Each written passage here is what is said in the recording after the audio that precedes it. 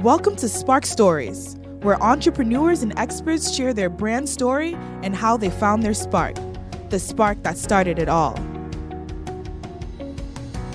Welcome to Spark Stories Live Business Radio, brought to you by the Atlanta Business RadioX network. Every week, entrepreneurs and experts share the stories behind the brand, who they are, what they do, and why their brands matter. I'm your host, Clarissa J. Sparks. In our Own It series, we dive into the everyday operations of inspiring business owners in our community.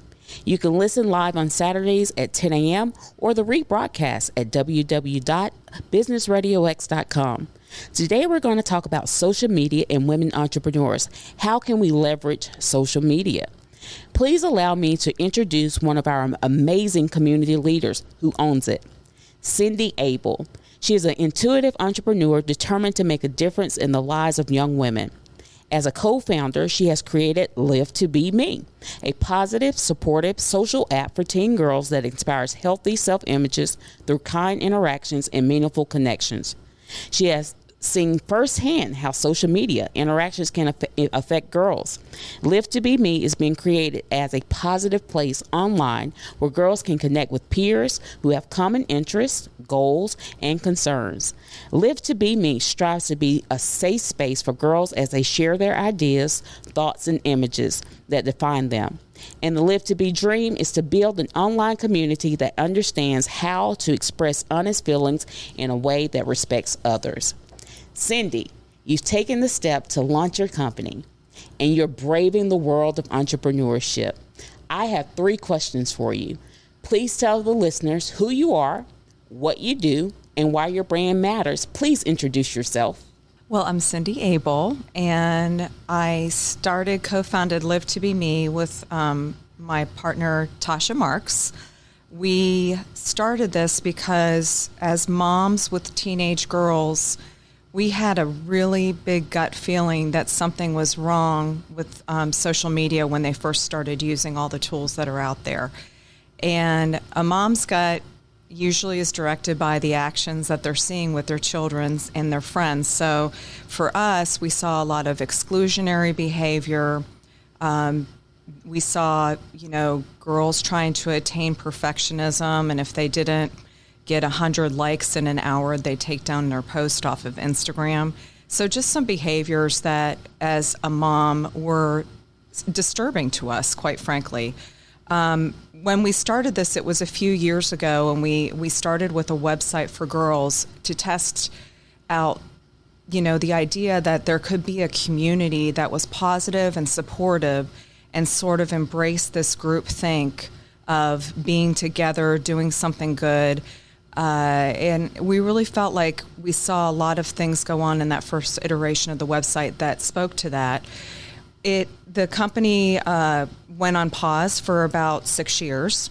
And in 2020, one of the challenges we had early on when we were discussing this topic with different people in the community, other businesses, was there wasn't a whole lot of data supporting our mom's gut feeling. There wasn't data out there readily available saying that there was something wrong with social media, that it actually was creating mental health issues like depression, anxiety, an increase in body image issues, and eating disorders, those kind of statistics that if you're familiar with the news today, we've been bombarded in the last year with the Wall Street files and the Facebook whistleblower who have brought to our attention that Facebook itself has been doing research for years about teenagers. They wanted to understand why they were losing market share to TikTok and Snapchat, so they started doing their own internal research. And what we now know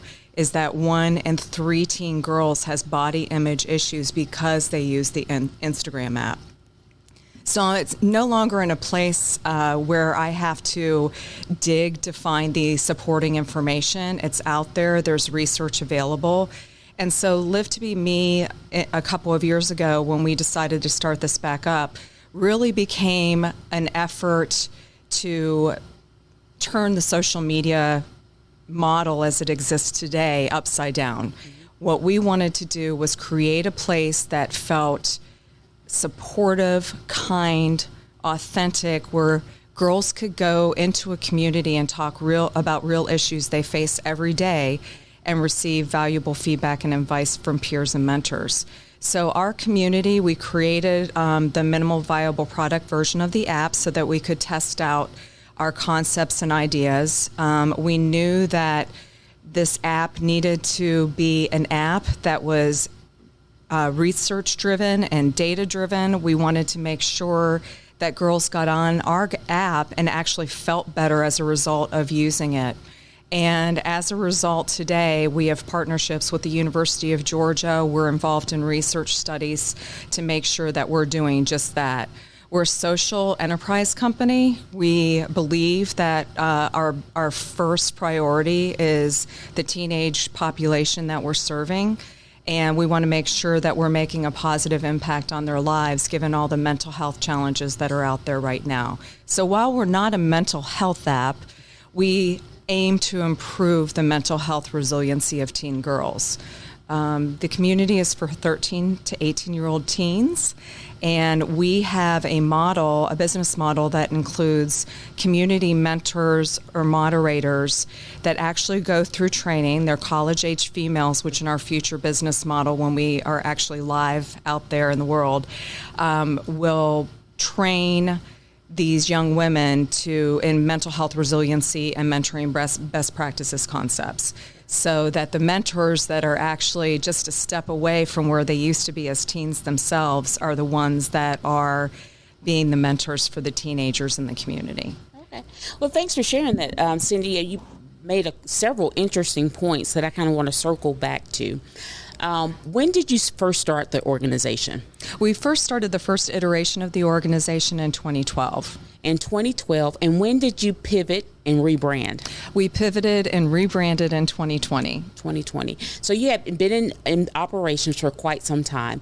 What determined you and your co-founder to say, you know what, we need to pause, reevaluate, rebrand, and relaunch? That's a great question. And really, it's more about life and circumstances in life than anything else. We were, out there pitching our idea in the investment community in Atlanta. And back then, as I mentioned before, there wasn't a whole lot of people that understood social media, especially older people in the business community that, are the investors out there. So that was a challenge. That was a big challenge. We didn't have supporting data, so it wasn't like we could go out and Google, what are the issues that are facing girls out there that are using social media today. So we had a lot of challenges at the beginning. And so, my co-founder and I both had other things in our lives that we were doing. We're both very involved philanthropically. I have 3 kids. She has 2 kids. We were in the middle school, high school years, send off to college years. My business partner took on another job, a full-time job to support her family. And I had several things that were coming my way as well that I had to say yes to. An example of that is in 2016, I was the interim CEO of Hands on Atlanta for a while we were looking for a new leader. And that sort of took my life over for a while. My husband ran for Congress one year, so I was really the supporting arm of that from a business perspective, like uplifting the business behind that. So we just had some other things that kind of took us off the path. And I think as we, my husband and I sold we have had an IT technology company in the Atlanta community for 23 years, and that sale was official in 2016 as well. So there were just a lot of changes and a lot of things going on in both of our lives. And in 2020, we looked at this organization and said, wow, let's do a little research, but it seems like it's more relevant than we ever thought it was. Sure. And we came back to it. So very good. So again, you saw a need in the market and you said, you know what, we can pause, we can revamp and relaunch, which you did. But you brought look, you're already making several interesting points. Something that women entrepreneurs struggle with in the very beginnings, the early stages of their business, is work-life balance. Now, you said you took on the role of a CEO, you're a wife, you're a mom, you're a community leader. What advice would you give our listeners about work-life balance, or does that really exist? You know, I grew up, when I graduated from college, I started my career at Anderson Consulting back then, which is now Accenture. The world of a consultant as a single person at the time was a great place for me to start my career. As I married and started having children, the reality of living in that world as a career person really was challenging. And I think the same challenges exist for many, many women today that want to have the balance of having a family and a balanced life in that family versus still having a career. So I think oftentimes I applaud women that stay home. I applaud women that are still working, that are balancing children. I applaud women that never had a family and just pursued their careers and their dreams. There's so many different stories out there about, women and their struggles just to be in a career and advance the career. My personal story is that I have 3 children. I wanted to make sure, it was very, very important to me. I grew up in a rather dysfunctional environment when I grew up, and it was really important for me to make sure that I was present for them. And so when we started our own company, Able Solutions, we really focused. My husband, fortunately, had the same value system. We really focused on making sure I could keep my foot in the game, but, as well, try to do both. But, let's face it, it's still challenging. It doesn't matter who you are. It doesn't matter who you are. We all have a different path that we have to take. And that's why it's so important to applaud women and not have comparison syndrome. What works for one doesn't necessarily work for the other. So I think that's very important to keep that in the front of your goals so that you can still move forward and still live the life that you deserve. Live to be. Yeah, live to be. Live to be, which is really good. Now, when you were starting, you talked about having the data. Let's talk about how important having the facts before you actually go to the market. It's something I think a lot of, I'm not sure, I just think a lot of people place emphasis on when you're in the business community, it's really, really important to be data-driven. And you can have a phenomenal idea, but to build something and just believe that people are going to come is probably not a very smart way to start. And so the field of dreams, build and they will come, doesn't always work. I don't think it always does work in a practical way. I mean, we knew that at our first iteration of this whole idea is, we saw firsthand. We could talk about it all day long, but if we didn't have concepts that really drove the audience to want to be in our community, then it wasn't going to be successful. So we're really driving the second iteration of the app around data, around understanding the needs of teens. We have a business partner, Robin Farrell and her husband Tim, who have a company called Sharpen, which actually has mental health resiliency content that they've been building for years, research and evidence-based content. And we're partnering with them under the notion of we want to infuse those positive mental health resiliency tactics in our community to, again, add to the data that we're actually making somebody feel better as a result of using our app. So, is that what separates you, and that's your differentiator from other apps or other programs that are out there? I think so. I think there's 3 what I consider key differentiators. One is that we really want to solidify this concept around groupthink. If you create a community where everybody has a certain mantra that they live by, I think we've all experienced it in the business world. We've been in environments before where we're coming in new and we don't really understand the scene or what's going on in the environment that we're in from a business perspective, or maybe from a, you're entering into a board member or some kind of volunteer engagement with a nonprofit organization where groupthink kind of takes over and you question yourself because you don't have the institutional knowledge of the organization, maybe, and you rely on others for that. So in our groupthink world, we really think that there's a world where a community of girls can come together and self-police themselves, knowing that the community is about one thing, and that's empowering one another. The second point is this mental health resiliency content and the idea that we want to improve mental health outcomes. We're not a mental health app, we're a community, but that doesn't mean that that's not at the forefront of our minds, is improving anxiety or the feeling of being alone in a world where all our teens are so very connected, but yet they're, the research is showing they're feeling more lonely and disconnected than ever. So creating that environment and that space. And then the third differentiator is we're really focusing on this mentoring impact.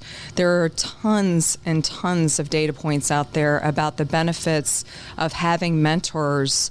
We've experienced it maybe later than some of the younger generation that's coming into the professional world now. It would have been great if I had a mentor when I entered the corporate world. I didn't have that. But even more so, when the numbers out there tell you that if you're mentored as a teen, your chances of being successful later on in life go up tremendously. So this concept around having mentors in the community that have just lived the experience of being a teenage girl and making sure that those young women that we hire are trained to be as helpful as possible. Okay. Those are great differentiators. And putting that out to the market, how do you attract your teens? I believe that that's going to be the most challenging part of our app. It's not that we don't have interest at all. When we talk, we're out there talking to nonprofits right now. We're out there talking to educational institutions. There is a lot of appetite for this. There's a lot of appetite. There's a lot of teens out there looking for alternatives. We know that. There's evidence out there to prove that.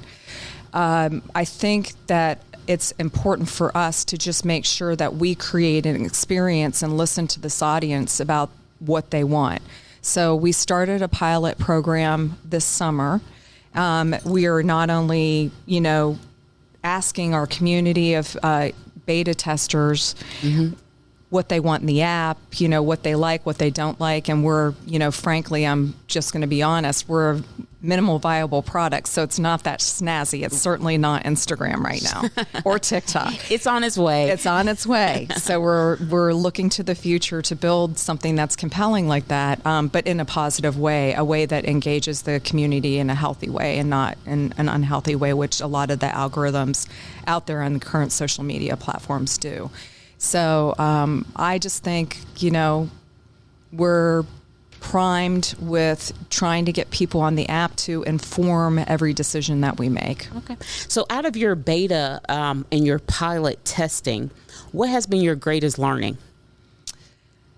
It's been really interesting at this first phase moment of our pilot. Our initial thing was we had to go out and find mentors. Mm-hmm. We had to find college-age females that this concept resonated with. And we are keeping the initial test of this very small intentionally. We want to know our community. And we put the feelers out there to a lot of local universities. We have a really close partnership with the University of Georgia, Department of Public Health, and we've used a lot of their interns to help us build the infrastructure around the app. But we also have some mentors that are from the Emory community, Kennesaw, Georgia State, and it's really inspiring to me when these young women applied to be mentors on our app. just the type of things that they said and the reasons that they were doing it, whether they had a younger sister that was still in high school that they saw being influenced by social media in a way that they didn't like or had body image issues. There's one young woman that she herself has gone through struggles with an eating disorder, and she just wanted to be part of a solution to help her in her journey to recover.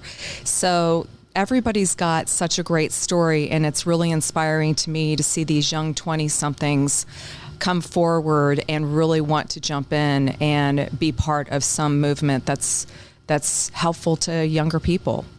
That's awesome. You mentioned institutions like Emory, UGA. Let's talk about the importance of partnerships. Yes. For a startup company that's pre-revenue, I'm very fortunate that in the last 6 months, I have my first private equity investor. She's invested in the company. She does not want to be known, but she is a wonderful, wonderful person. She really believes in what we're trying to do, and she also has 3 daughters of her own. So it really resonated with her.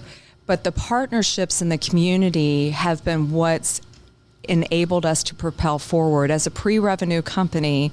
And somebody that is doing all the day-to-day legwork myself, and somebody that doesn't necessarily have, like you do, a great in-depth marketing background. I know that I have to reach my audience on social media platforms like Instagram, Snapchat, and TikTok, because 15 million women between the ages of 10 and 19 in the U.S. alone are on 1, 2, or all 3 of those platforms.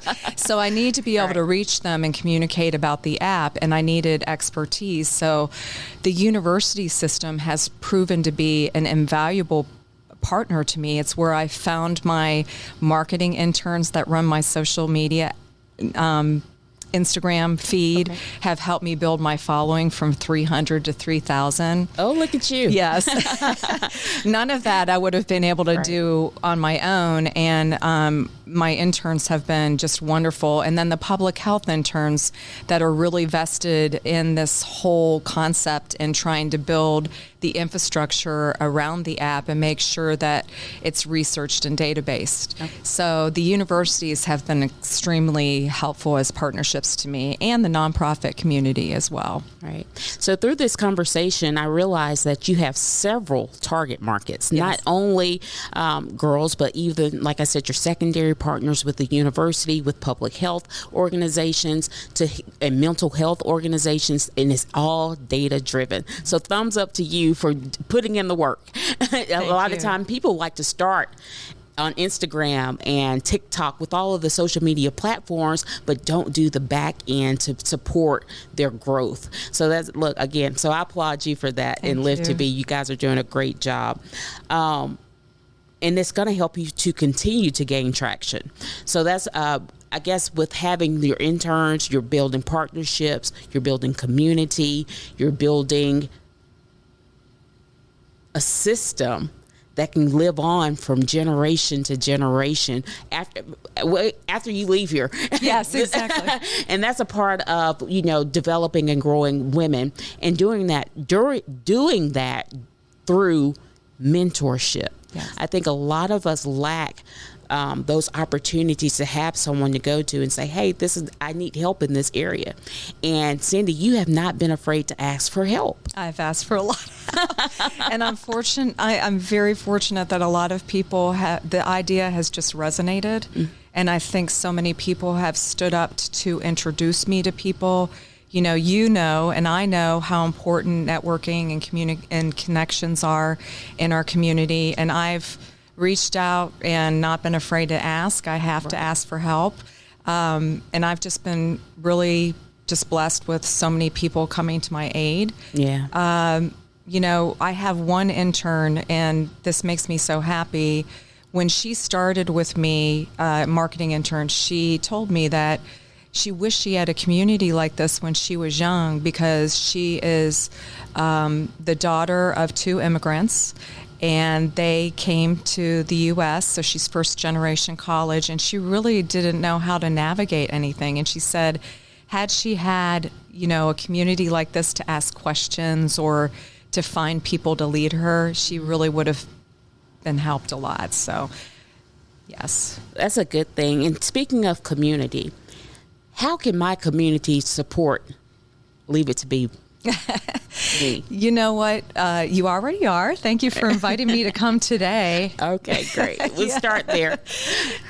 I think, they're just not understanding all, I'm really good at technology, I feel like, but there's a lot of technology I don't know.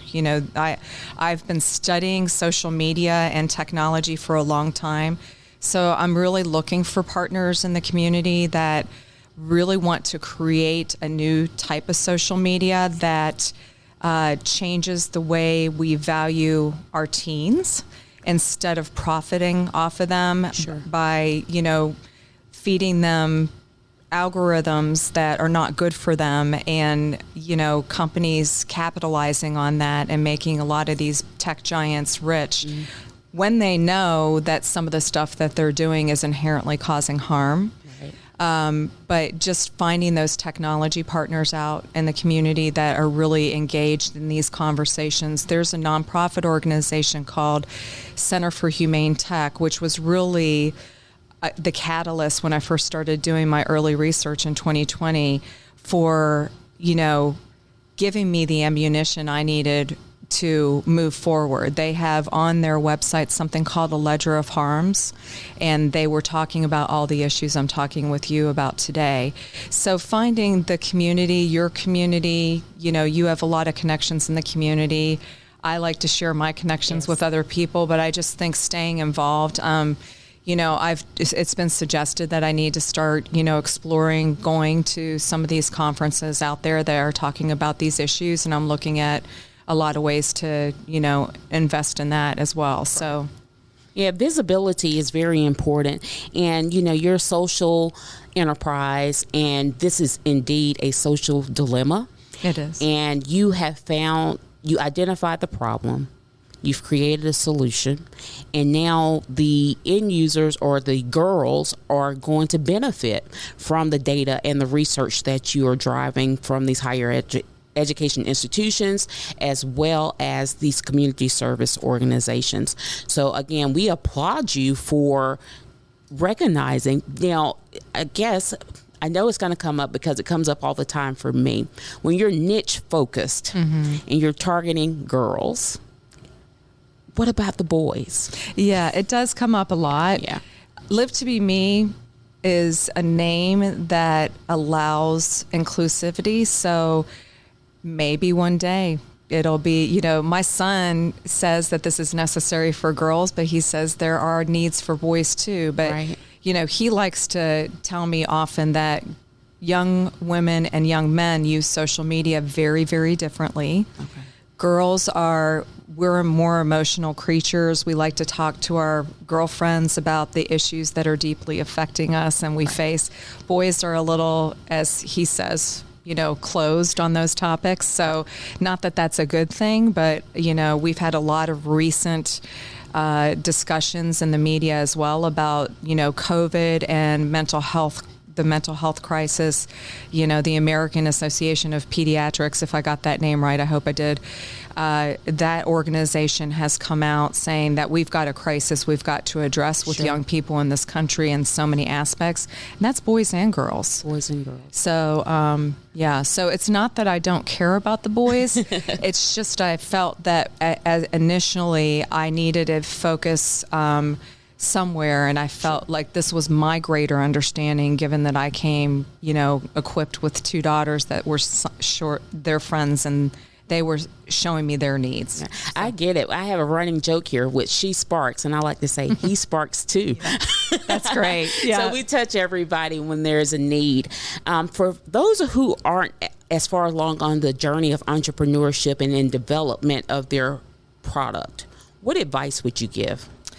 You get so much advice along the way, really good intentioned advice. I've had conversations that I didn't like to hear, conversations with a social impact investor that says there are a lot of great, smart people out there trying to, solve similar problem to this. What makes you think, you're the one to do it? And I just carry on every day knowing that I might be a small cog in the wheel, but if I can make a difference in the life of just, a couple of teen girls and some mentors, I consider that successful. And the reason I chose the social enterprise route from a business model perspective, which is what a lot of people refer to right now in the community as B Corp, was because I wanted to differentiate myself. I want to make a profit, and I want to make a profit so I can sustain the business,